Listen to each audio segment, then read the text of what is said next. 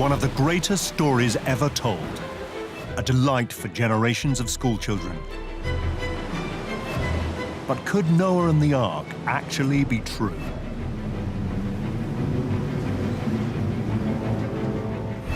Three American Christians were convinced it was. They were prepared to face danger and death.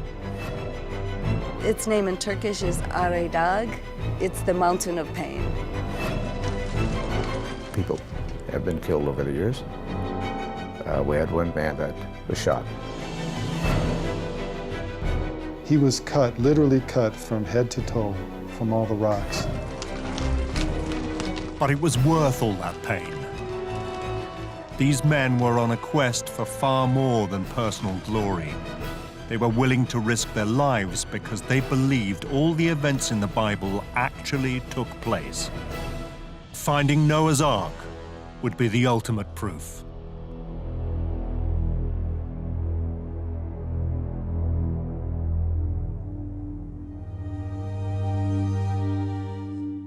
Of all the tales in the Bible, Noah and his Ark is perhaps the most fabulous.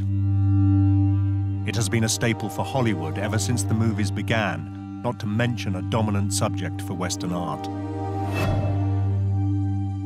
Fed up with their sins, a vengeful God decides to wipe out the entire human race and start again. The one good man on earth, Noah, and his family will be saved. God orders them to build a giant ark, 300 cubits, roughly 450 feet long, and to take into it a male and female of every animal, so that when the flood is over, life can start again.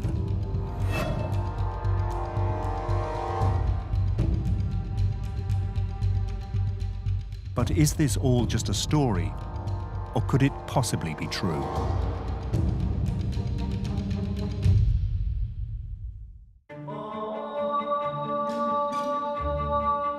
In the 1980s, there was one American who was determined to find out.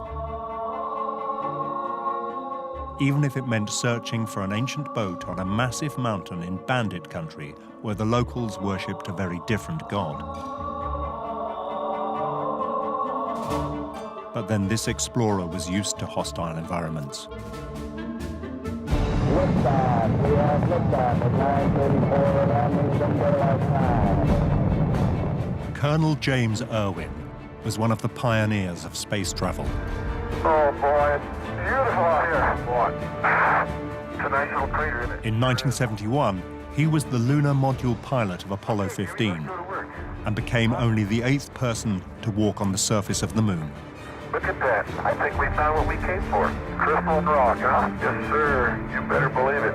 He spent 3 days there, moonwalking and collecting samples, including the Genesis rock. Joe, this crater is a gold mine. And there might be diamonds in the next one.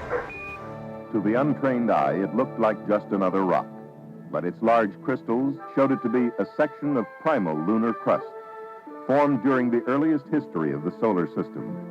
It was a key to many mysteries. It stands as a major clue in unraveling the formative processes of the moon, the Earth, and the planet. That rock made Jim Irwin famous.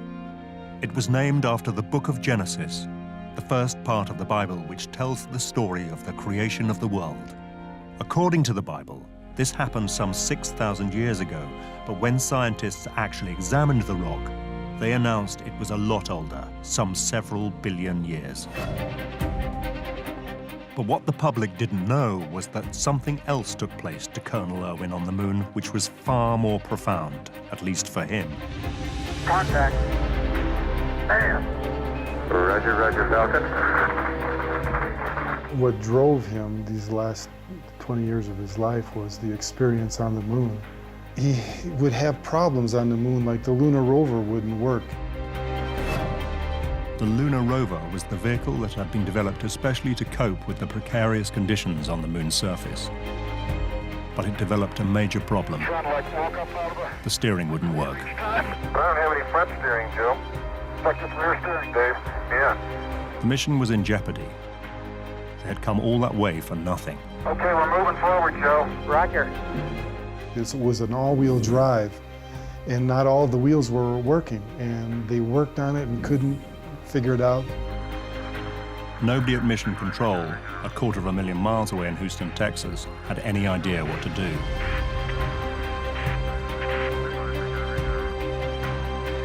That night, Jim Irwin prayed to God. Oh, it's nice to be outside where you can stretch a little bit. The next morning, his prayers were answered.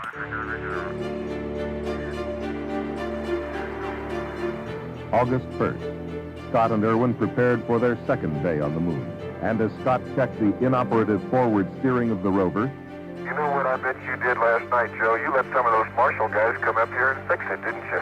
It works, Dave? Yes, sir. It's working, my friend. Beautiful.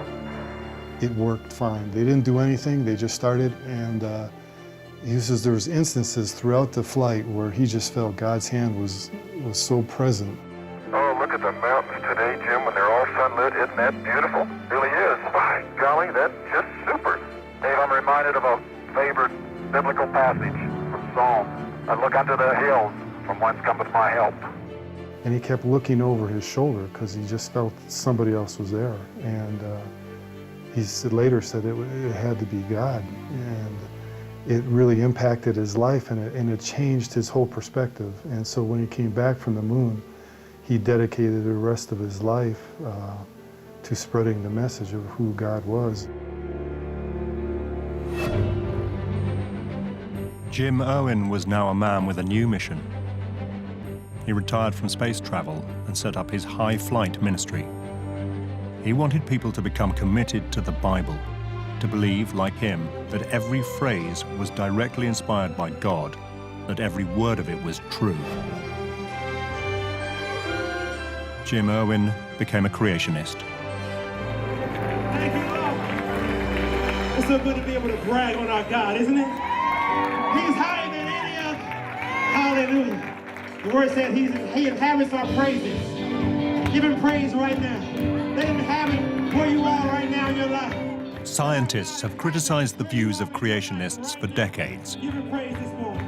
But that hasn't stopped their churches being full every Sunday.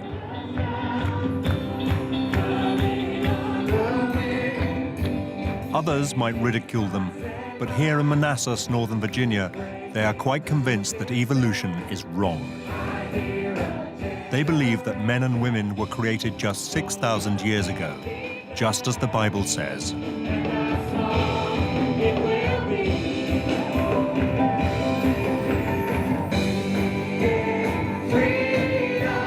And what better way to prove it than to find the ship of Noah? It would transform not only our understanding of the origin of species, it would even be clear evidence for the existence of God.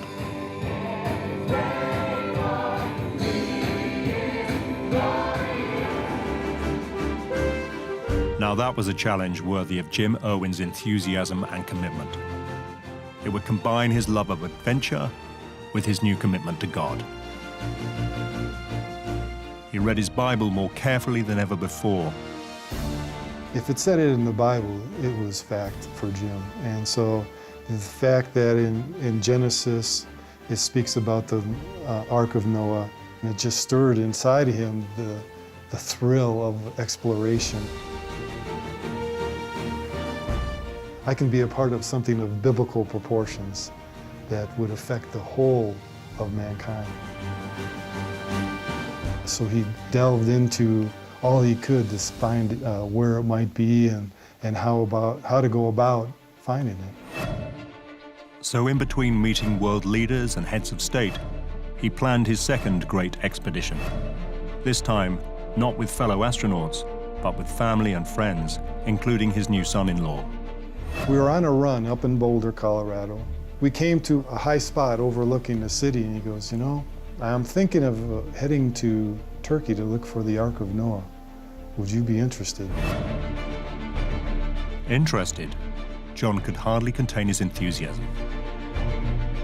To me, it was an adventure with the man who had walked on the moon. What would you say, but how soon? When can we go? Tomorrow? But if space travel had taught Jim Irwin anything about exploration, it was the importance of preparation. And so they started practicing on the hills near their home in Colorado Springs. We spent the next year getting in shape physically and preparing and going to the store and buying the equipment that we would need. It was great fun. But for Colonel Irwin, it was much more than that. There could be no greater prize than finding Noah's Ark. It truly would be one small step for man, one giant step for mankind. And the amazing thing was, the Bible had told him where to look.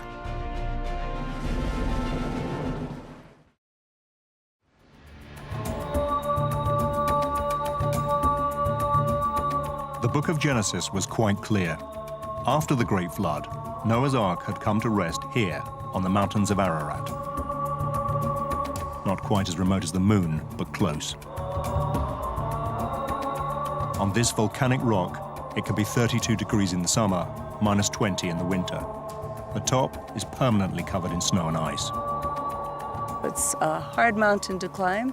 It has a 45-degree angle. Though we go zigzag back and forth like a mountain goat, it's still hard on your heart and your endurance. Climbers suffer frostbitten toes and fingers. 2 died of hypothermia in 2006. This mountain goes up and down with canyons, crevices, gorges that are very, very dangerous. Even in the relatively benign foothills, there are wolf dogs and brown bears.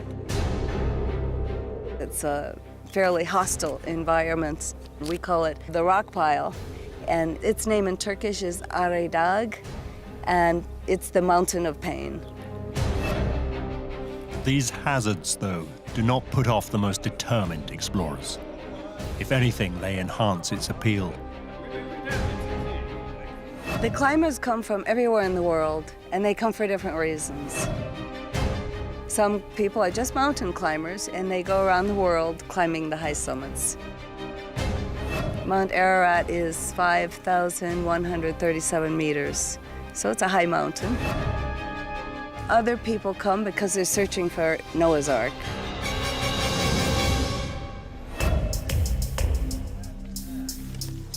But few were as serious and committed as Jim Irwin. He needed to be. His task was huge. The mountain isn't just 25 miles wide. It is spread out over some 380 square miles. The Ark could be anywhere. Fortunately, there were some clues. People had been there before. 2,000 years ago, the Jewish historian Josephus described how local farmers would show remains of the Ark to those who are curious to see them. The 7th century Spanish saint Isidore of Seville claimed that on Mount Ararat, wood remains are to be seen even to this day. And the 14th century Venetian traveler Marco Polo passed by Ararat, calling it the Mountain of Noah's Ark. And if these reports were old and vague, there was more recent evidence. In the 1950s, the French Christian explorer Fernand Navarra spotted some timbers jutting out of a precipice. He managed to extract one and bring it down from the mountain despite suffering severe altitude sickness. But when the timber was tested, the results were inconclusive. Some tests put it at the time the Bible says the Great Flood happened, but carbon dating indicated it was much younger, probably from the 6th century AD. Still, Navarro was just one of some 200 people in the last 2 centuries who claimed to have seen the remains of the Ark. Many were local farmers who would graze their animals on the mountain in the summer months. Most of these sightings were of an Ark-like object situated between 13,000 and 16,000 feet on the north of the mountain. So this is where Jim Irwin chose to look.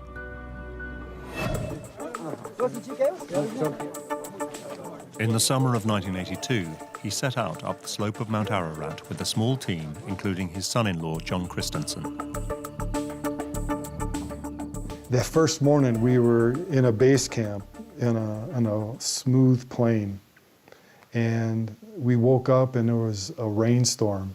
And there was a rainbow that came right into camp.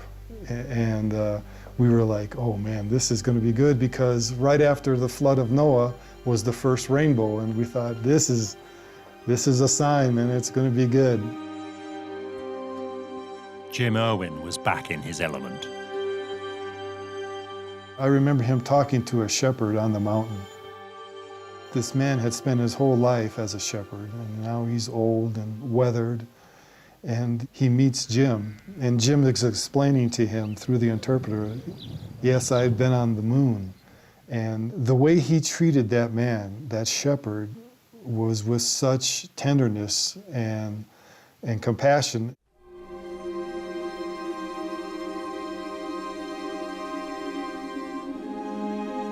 Over the next few days, hope started to fade.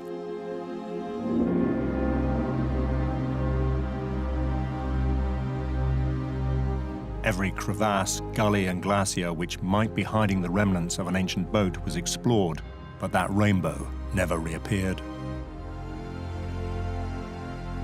It was a lot tougher than we thought it was, because it's such a volcanic area, and the mountain is a lot of loose rocks, so it was really almost like 3 steps up, 1 step back.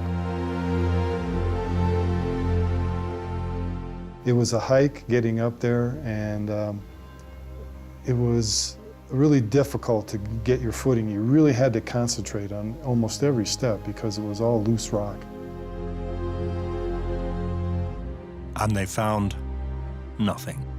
No shape of a hidden ark, no beam of wood, not even a plank of petrified timber. Jim Irwin was completely dispirited. Worse was to follow. He says, I'm going back to base camp, and he unfortunately broke his own rule of never hiking alone. And so he went down, and we were in communication with base camp, and they said he had never returned. And it was dusk. The team were deeply worried. Mount Ararat was not a place to spend the night on your own. We started out from on top, coming down as far as we could to look for him. But then it just got too dark and dangerous, so we retreated. And we waited until the next morning. They dreaded what they might find.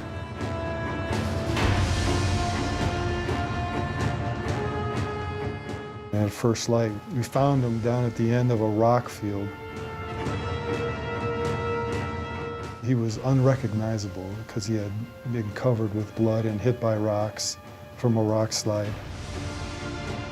He was cut from head to toe from all the rocks.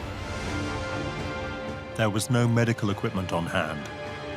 Nobody was quite sure what to do.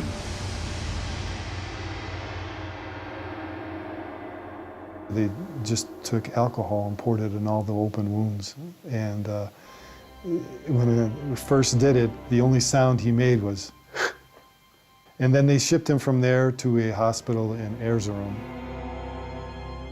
It was touch and go. He had lost a lot of blood, and he was very fortunate to survive. It was a miserable experience for a man who had gone all the way to the moon. But it did not deter him from going back several more times, always to return empty-handed. There had been people telling him that, you know, you're going to find Noah's Ark and it's going to happen, and we all thought if there was going to be somebody who finds it, it's going to be Jim. Good liftoff, automatic. It was, in fact, the great disappointment of his life. The man who journeyed into space had failed on his other great journey on Earth. Jim Irwin died in 1991 of heart failure. He was only 61 years old. I miss him a lot, a lot. To get him to laugh, it was like gold. And so I miss his laughter. I miss his heart and his compassion. Shortly before he passed away, he said he had done all I possibly can, but the Ark continues to elude us. It was easier to walk on the moon. I think because of his experience on the moon, that he felt the Lord had given him a platform for speaking about who Jesus was. So I think being a part of finding something biblical that was his heart's desire, I think that would have, in the end, given him more fulfillment. I do. But Jim Owen's failure to find the Ark did nothing to dampen down speculation. Instead, it encouraged a new generation of Christian explorers to succeed where he had drawn a blank.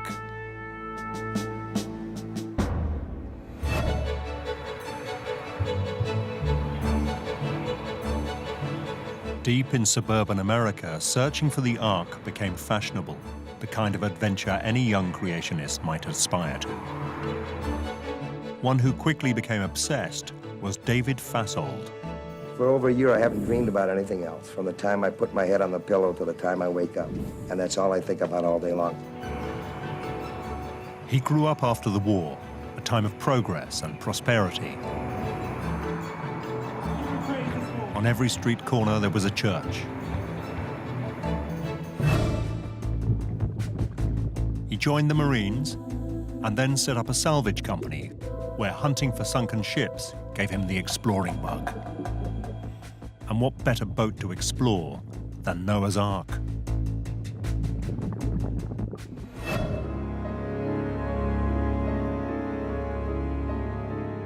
Fasold knew the story by heart.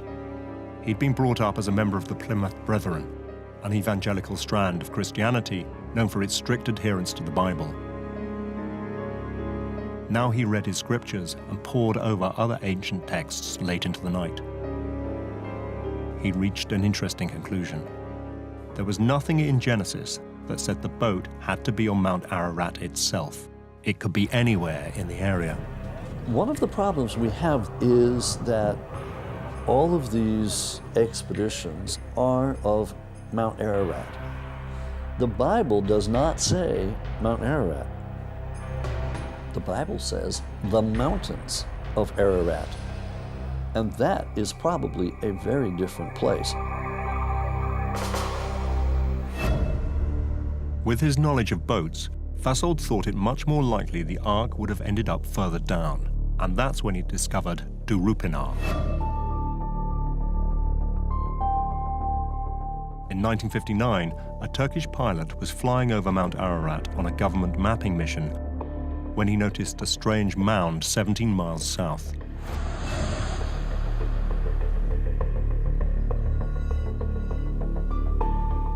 It was shaped like a boat, and its dimensions were similar to the description of the Ark in the Bible. Its height was exactly the same.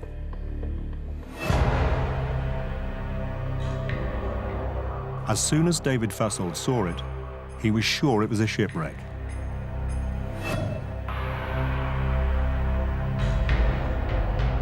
And he was convinced he would be the person to prove it. But there was one thing he had not taken into account.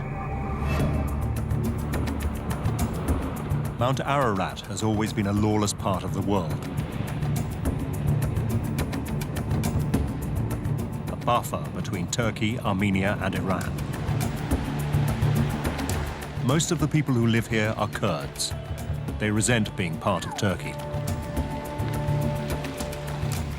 By citizenship, they are Turkish, and their ID says they're Turkish, but they are Kurdish by their heritage and their cultural identity.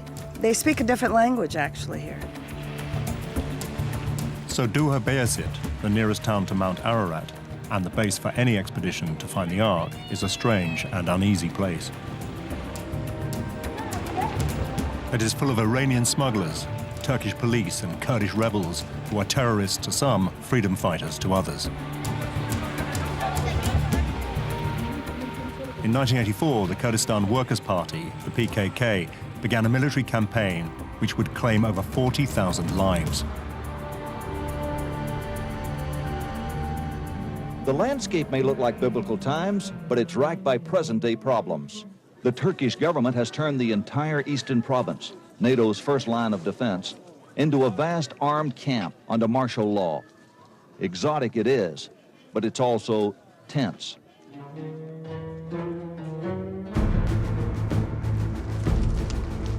To draw attention to their struggle, the PKK targeted tourists.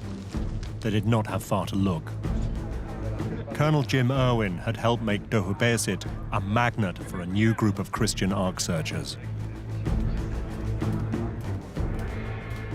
Well, there have been people that have been killed over the years. We had one Turkish man working for us that was shot. There have been a lot of people that have been hurt physically and financially. But we've got a job to do, and whatever the cost.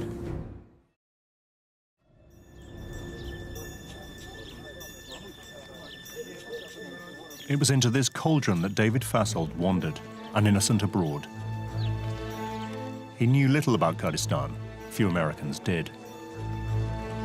Apart, that is, from one man who was already making a name for himself. Ron Wyatt, an ex-nurse from Kalamazoo, Michigan, had reinvented himself as a Christian explorer. He seemed to know everyone in town.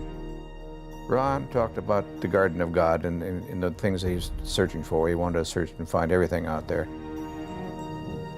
Wyatt had long been convinced that the place to look for the Ark was not Mount Ararat itself, but on the mound of Darupanar. It shows that the vessel came right through here. David Fasold had found a kindred soul, and he had something that Ron Wyatt hadn't, an engineer's mind. They teamed up and decided to do the kind of exhaustive exploration that would finally win over the skeptics. Have you ever seen anything like this? Look at the grain in this thing. It almost looks like wood. Fasold took the lead. Any boat of the time, he argued, would have needed iron rivets to hold it together and stay afloat. So all you needed to prove that the remnants of the Ark were buried underneath was to scan the earth for iron. All right, now I'm going to skip this one. This would show, at the very least, that there was an ancient boat there. And what boat could it be but the Ark?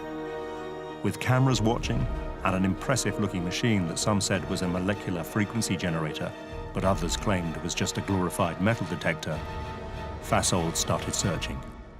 Soon he got a result.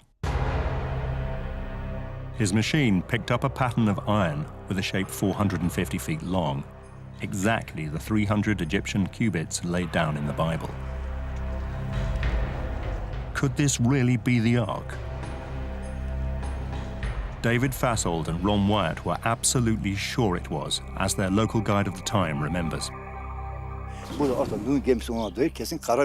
It's definitely now been decided that Noah's Ark is here. They bought a sheep from the village and they made offerings in accordance to their own religion. After their prayers were over, they said, "Let's pray according to Islam and kill this as a sacrifice." They cut that sheep up and gave it to the people, piece by piece. That was enough to convince the locals, but Fasold and Wyatt knew the rest of the world would want a little more. In a village field at the bottom of Mount Ararat, they had discovered several anchor stones, which they now argued would have stabilized the Ark in rough seas, as had been predicted in holy texts. Same kind of strange stone. When the early Christians found these things, they carved 8 crosses on it for the 8 survivors. This whole valley was known as the region of 8. This was a clear sign, they said, that previous generations had regarded them as sacred. According to the Bible, there were 8 people on the Ark. Was this too much of a coincidence? It was certainly good enough for the Turks, who saw a marketing opportunity. They proclaimed Darupanar a national park and opened a visitors center.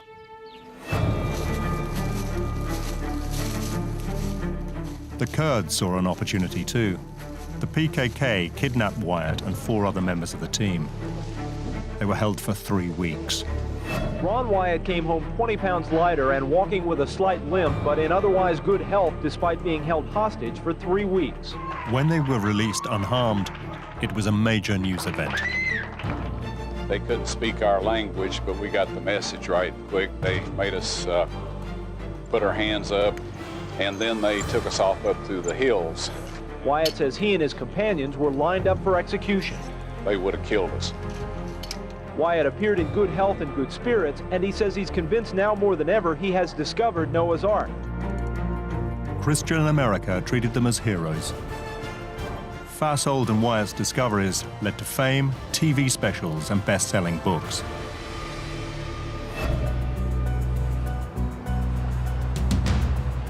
But while Wyatt enjoyed his celebrity by waltzing around the biblical world, Fasold stayed on in Dohubeasit, determined to make a full exploration. He expected his fellow Ark searchers to be overjoyed the Ark had been discovered at last. Instead, they were dismissive. Well, I didn't agree with their conclusions. Well, I was with them in '85 when they were there, and they looked at this site, and I walked all over it. I think what it is, it's simply a mud flow around a rhyolitic formation that kind of formed, looks like a sailing ship, actually. And the Ark wasn't a sailing ship. It was a box. And that was exactly the conclusion of the scientists who had flocked there to determine what really was underneath this strange Ark-like shape whose pictures had gone round the world. David Fasold claimed that his machines had found traces of iron underneath the mound. That looks like iron, okay? But that meant if there was something there, it couldn't be the Ark. Noah lived before the Iron Age. Iron didn't exist. It wasn't used back then. Noah would have never used iron. The way you're building boats right up till 2000 BC and even later is with mortise and tenon, with wooden joints and pegs. You're not going to find iron. And so, indeed, most of Ron Wyatt's and David Fasold's claims have been repudiated. This Ark turned out to be an entirely natural formation, only noticed because it was near to Mount Ararat. Even the anchor stones were not unusual, but found all over this ancient land. And those 8 crosses weren't Christian, but pagan.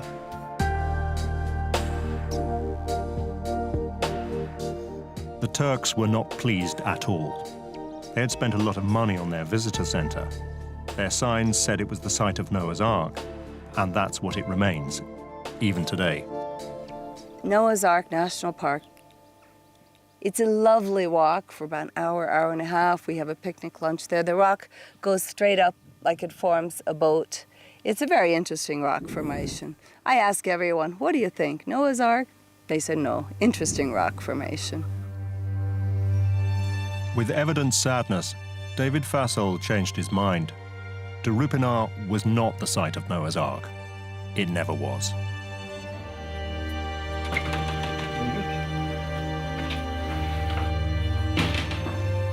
For many years, he had believed it was much more. And when his belief faltered, he never really recovered. He died a few years later at the age of 59 of cancer, possibly brought about by those long days in the Turkish sun. Even more than Jim Irwin, the search for Noah's Ark had taken its toll. When he died, he was penniless. He'd spent all his money looking for the ancient boat.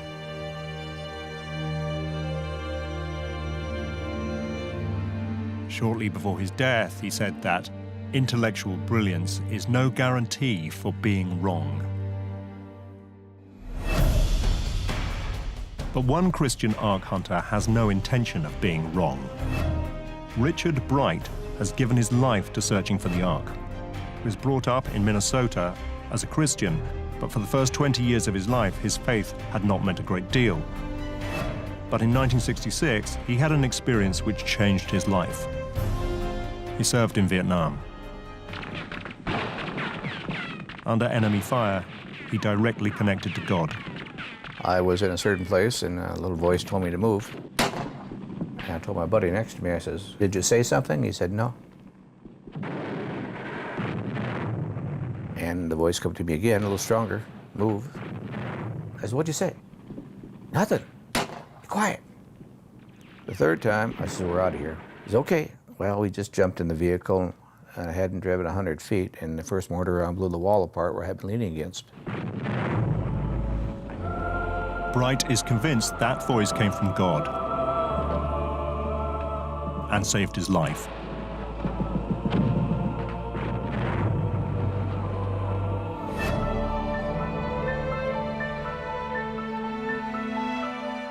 In the 1980s, he met another person whose life had been changed by God, Jim Irwin. And Jim took me up the hill just a couple of times, and I met him there in '86, and that's for the third trip. We're only a day late. It planted a seed somewhere along the line, and that's kind of been growing. That seed has been growing ever since.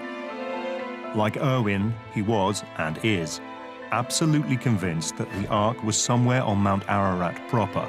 Darupanar was a red herring.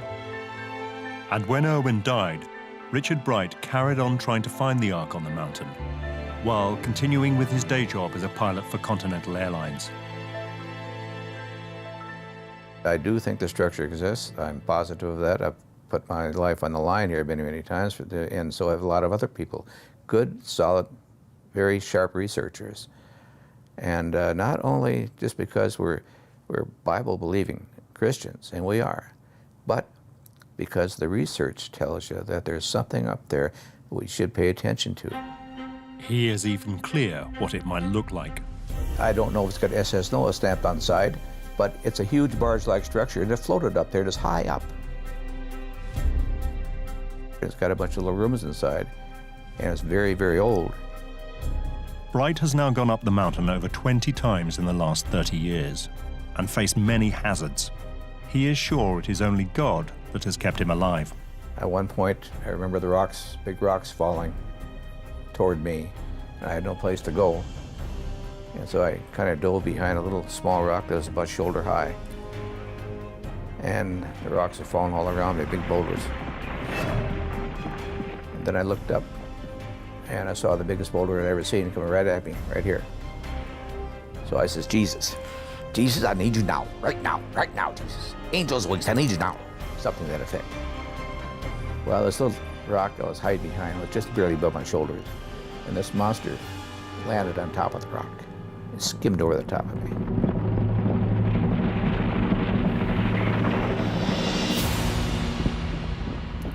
Missed me by less than a foot. And had that rock not been there, I'd be big body parts all over the place. For other Ark explorers, that might have been enough. But Richard Bright just redoubled his efforts, chasing up every possible lead to where the Ark might be. It was no use. Every time he came down empty-handed. He was beginning to think his quest, like Jim Irwin's, would always be fruitless. But then came hope. The American government released a photo taken by one of their spy planes, which had been kept secret for decades.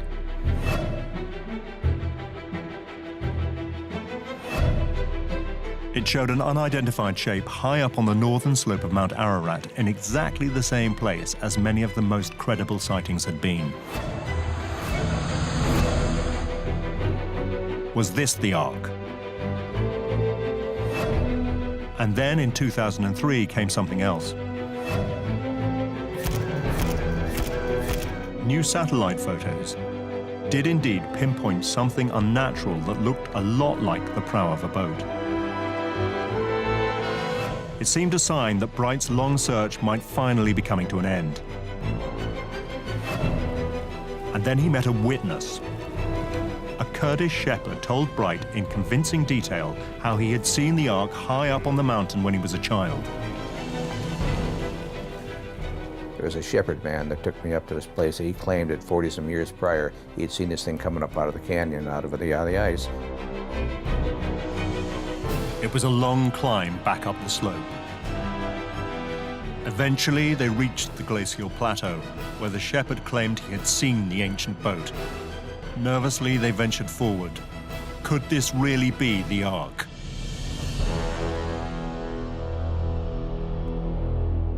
Their hearts sank when they realized the place where the Ark was said to be was now covered by a collection of boulders. We went up there ultimately and dug a big hole, but we didn't find anything. But the shepherd had dug it with us. He wanted to let us know he was telling the truth, and we don't think the man was lying to us. Bright believed him and started putting together a team that could uncover the Ark once and for all. But he then realized he had a rival. This team were creationists too, but they were not from the American suburbs, but from Hong Kong, a city known more for its pragmatic commitment to making money than for any biblical belief. They called themselves Noah's Ark Ministries International, and in 2007 they announced a great success. They had found a piece of ancient petrified wood, which they had dated as 4,800 years old. But others were not so sure. Some of the recent claims by expeditions that have gone there, both the Chinese recently or other expeditions in the last 5 years, have made claims for petrified wood and other things where it's not wood at all, it's stone. And if they had had a geologist with them, he could have told them right then and there, no, don't waste your time, that's just an outcrop of stone. The Chinese were adamant their specimen was wood and pointed to scientific analysis as proof. Some of Richard Bright's colleagues did join forces with them for a while, but the collaboration didn't last long. Like many climbing arrangements, what sounds good over a cup of mint tea tends to evaporate 15,000 feet up a freezing cold mountain.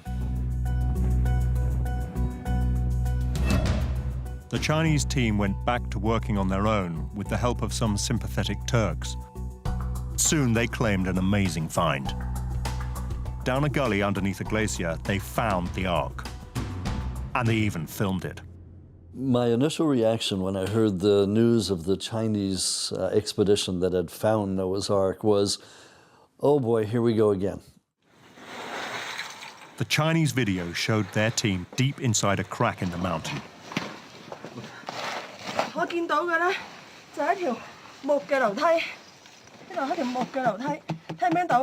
Packed within ice walls was a wooden structure consistent in size with that described in the Bible.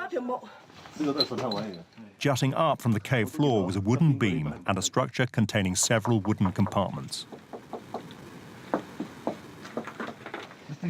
Yeah. Back in Hong Kong, the Chinese announced their finding to the world at a press conference. They were 99.9% certain this was the Ark. The media onslaught was amazing for this. I mean, all of a sudden my phone starts ringing and I've got people calling and Fox News wants to see my opinion and Good Morning America, and it was well beyond the usual. And that was because these people actually had photographic evidence, or so they said. Suspicions grew when the Chinese would not say where the site actually was. So, making use of the close contacts she had with the families of the Kurdish guides who control the mountain, Amy Bean went to look for herself. They told everyone that it was a secret place to preserve the archaeological site. They wouldn't let anyone know. So at Camp 2, I just went up there and I filmed it. She found nothing, nor did anyone else. And skepticism about the Chinese discovery turned to disbelief. I would say 100% I do not believe it. It was too good to be true. That's the way I would phrase it. It was just too good to be true. We've never seen anything really published since. No scientific article, no backing up of the claims. And then there are fights between the people who took them up Mount Ararat and the ones who didn't. And it just expands. And all of a sudden, you're in this morass of a soap opera, which, you know, if you found Noah's Ark and it's real, it doesn't deserve that. The Chinese missionaries stand by their discovery and promise all will be revealed soon. If their find does turn out not to be Noah's Ark, it won't be the first time. Many of the Christians who have come to find the Ark in the past have had plenty of money. The Kurdish guides who help them look are poor. We're sitting in Topçana village, and the guide families live here. The men in the families have to support fairly large families, mother, father, sisters, wife, and children, sometimes 5 or 10 people one guide is supporting. It's hard for them to turn down work. This is their livelihood. And the Ark searchers are coming and coming and coming. And they have money, money, money, 5,000, 10,000, 50,000. So it's such a temptation.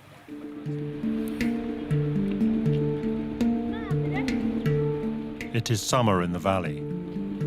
The snow line has receded on the great mountain of Ararat.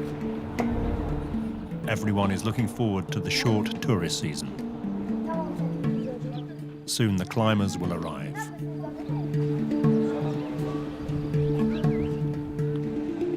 The Chinese are coming back again, determined to show the world that they really have found the Ark.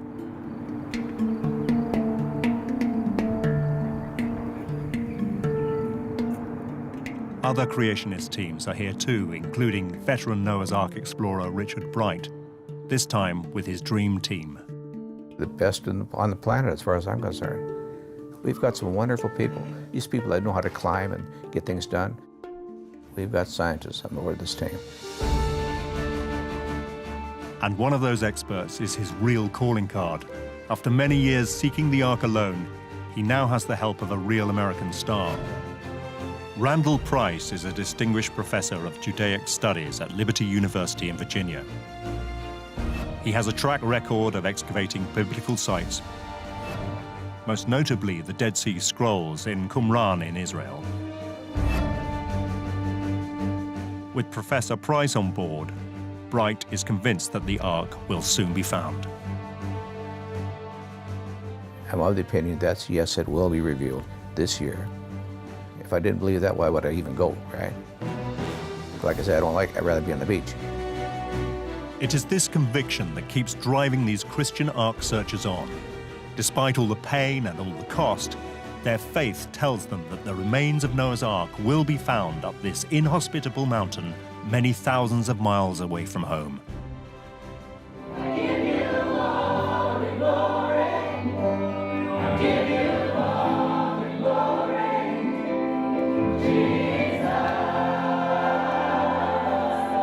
The religious sincerity of Ark searchers like Jim Irwin, David Fashold, and Richard Bright is not in doubt, even to those who do not share their beliefs. Richard Bright is truly searching for something he believes very deeply in. If there's something there, I believe he will find it. When I first met Richard, when he was still trying to convert me, he was always say, "Amy, please open your heart to Jesus. I'm trying to save you before it's too late."